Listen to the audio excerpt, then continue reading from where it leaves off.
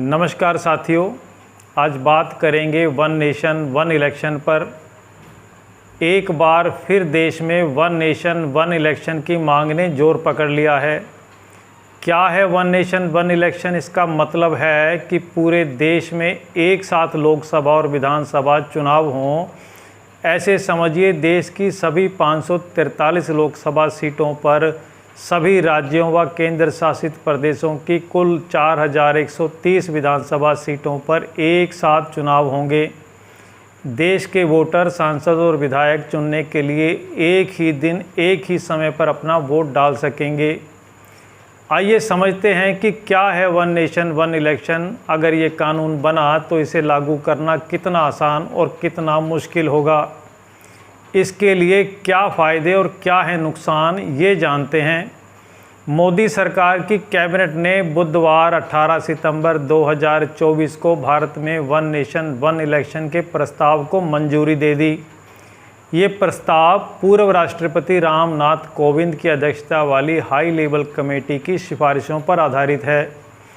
पूर्व राष्ट्रपति रामनाथ कोविंद की अध्यक्षता में 2 सितंबर 2023 को एक कमेटी बनाई गई थी, कोविंद कमेटी। इस कमेटी में कौन कौन मेंबर थे, पहले ये जानते हैं। गृह मंत्री अमित शाह, पूर्व सांसद गुलाम नबी आज़ाद, जाने माने वकील हरीश साल्वे, कांग्रेस नेता अधीर रंजन चौधरी, 15वें वित्त आयोग के पूर्व अध्यक्ष NK Singh, political scientist Subhash Kashyap, पूर्व केंद्रीय सतर्कता आयुक्त संजय कोठारी समेत 8 मेंबर हैं। केंद्रीय कानून मंत्री अर्जुन राम मेघवाल कमेटी के स्पेशल मेंबर बनाए गए हैं। कैसे तैयार हुई रिपोर्ट? कमेटी ने इसके लिए 62 राजनीतिक पार्टियों से संपर्क किया, जिनमें से 32 पार्टियों ने वन नेशन वन इलेक्शन का समर्थन किया। वहीं 15 दलों ने इसका विरोध किया, जबकि 15 ऐसी पार्टियां भी थी जिन्होंने कोई जवाब नहीं दिया। 191 दिन की रिसर्च के बाद कमेटी ने 14 मार्च को राष्ट्रपति द्रौपदी मुर्मू को अपनी रिपोर्ट सौंपी। कमेटी की रिपोर्ट 18,626 पेज की है। क्या है प्रस्ताव? इस प्रस्ताव के अनुसार देश में 2 चरणों में चुनाव होंगे। पहले चरण में लोकसभा विधानसभा के चुनाव होंगे, जबकि दूसरे चरण में नगर निकाय और पंचायत चुनाव होंगे। ये चुनाव 100 दिन के बाद ही होंगे। सभी चुनावों के लिए एक वोटर लिस्ट बनेगी। वहीं इस प्रस्ताव में आगे कहा गया है, अगर केंद्र या राज्य सरकार अपना बहुमत खो देती है तो ऐसे हालात में बची हुई अवधि के लिए चुनाव होंगे। क्या है सरकार की प्लानिंग? मोदी सरकार इसी कार्यकाल में इसे लागू करना चाहती है।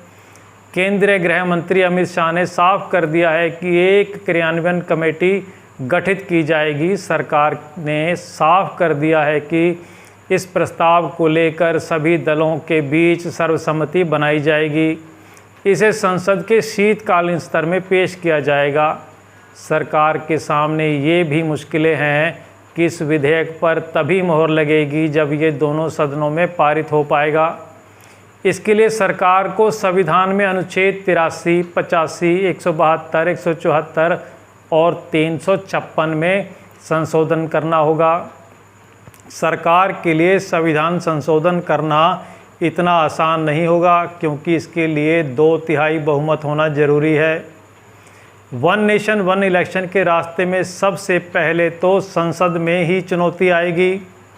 एक देश एक चुनाव के लिए कई संशोधनों की ज़रूरत होगी। इसके लिए संसद में दोनों ही सदनों में सरकार के सामने 2/3 बहुमत जुटाने की चुनौती है। राज्यसभा में सरकार के पास पूर्ण बहुमत नहीं है। 245 सीटों में NDA को 112 सीटें ही हासिल हैं, जबकि 2/3 बहुमत का आंकड़ा 164 का होगा। लोकसभा में भी 543 सीटों में 2/3 बहुमत का आंकड़ा 362 है, जबकि NDA के पास 293 सीटें हैं। हालांकि 2/3 बहुमत का फैसला वोटिंग में हिस्सा लेने वाले सदस्यों की संख्या के आधार पर तय होता है। एक देश एक चुनाव कानून के जरिए सरकार ये संदेश देना चाहती है कि सरकार बहुत मजबूती से काम कर रही है। 100 दिन की यू टर्न सरकार वाली छवि को सरकार छुपाना चाहती है, इसलिए लाया गया है वन नेशन वन इलेक्शन। पिछले दिनों जिस तरह सरकार ने वक्फ बोर्ड संशोधन विधेयक, बजट के कुछ प्रस्तावों जैसे दलित सब कोटा, लेटरल एंट्री आदि पर यू टर्न लिया है, उससे जनता में बीजेपी की साख कम हुई है।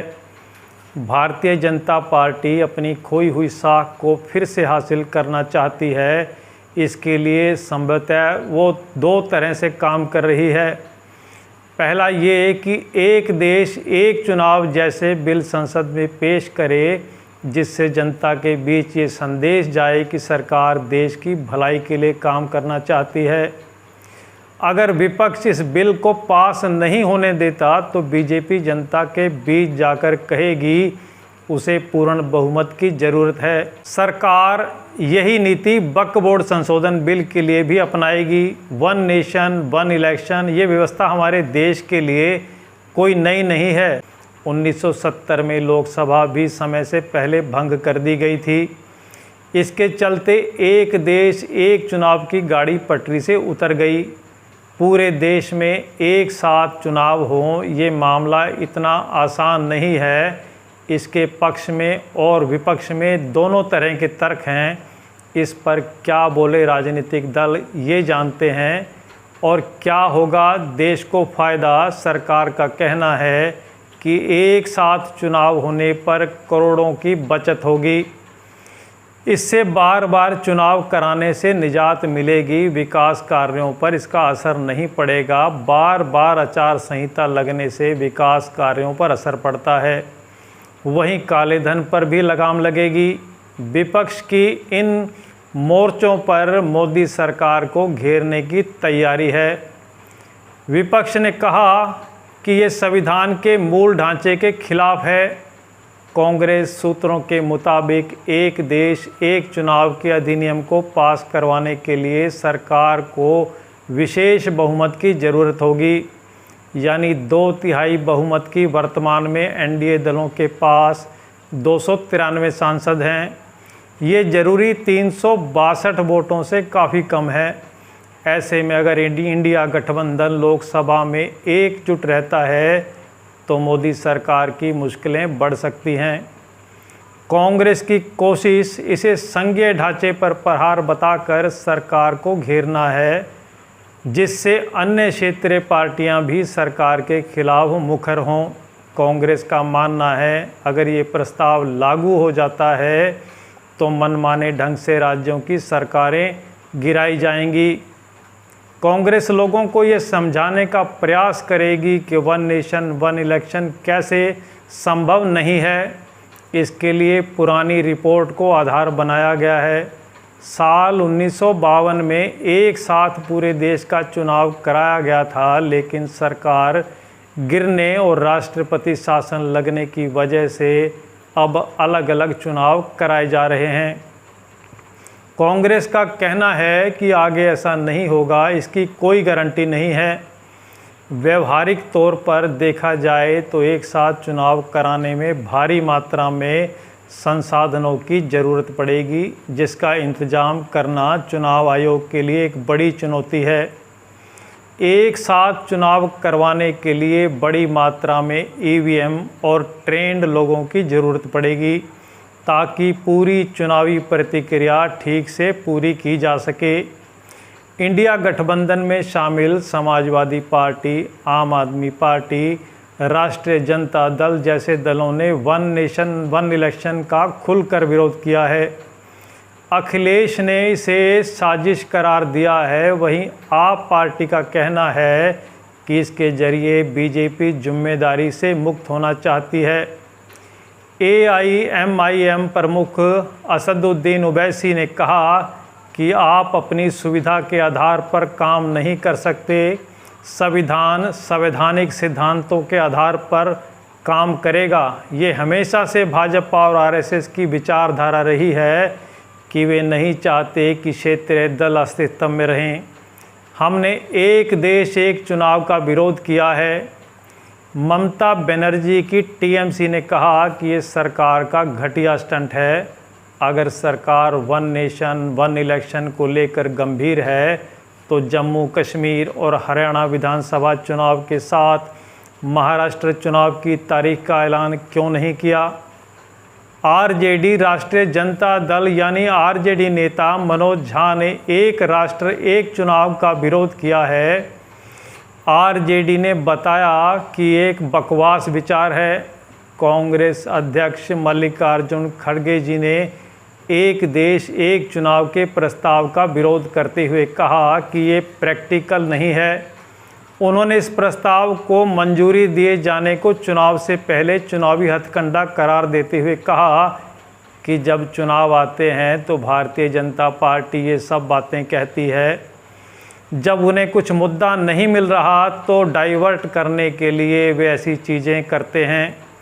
आम आदमी पार्टी आपने इसे बीजेपी का जुमला बताया है। तेजस्वी यादव ने इसको लेकर कहा कि आज वन नेशन वन इलेक्शन ला रहे हैं, फिर वन पार्टी वन लीडर कर देंगे। आरएसएस और बीजेपी का धीरे धीरे करके चुनाव ख़त्म करने का एजेंडा है। अभी 4 राज्यों का चुनाव था, 4 राज्यों का चुनाव एक साथ नहीं करवा पा रहे हैं। झारखंड, दिल्ली और महाराष्ट्र का चुनाव साथ में क्यों नहीं करवाए। अगर बीजेपी आएगी तो लोगों के वोट के अधिकार को भी छीन लेगी, लोकतंत्र को ख़त्म कर देगी। इलेक्शन को समाप्त करने का आरएसएस बीजेपी का एजेंडा है। बहरहाल इस मौजूदा दौर में एक देश एक चुनाव कानून लागू करना ये सब इतना आसान नहीं है जितना कहा जा रहा है।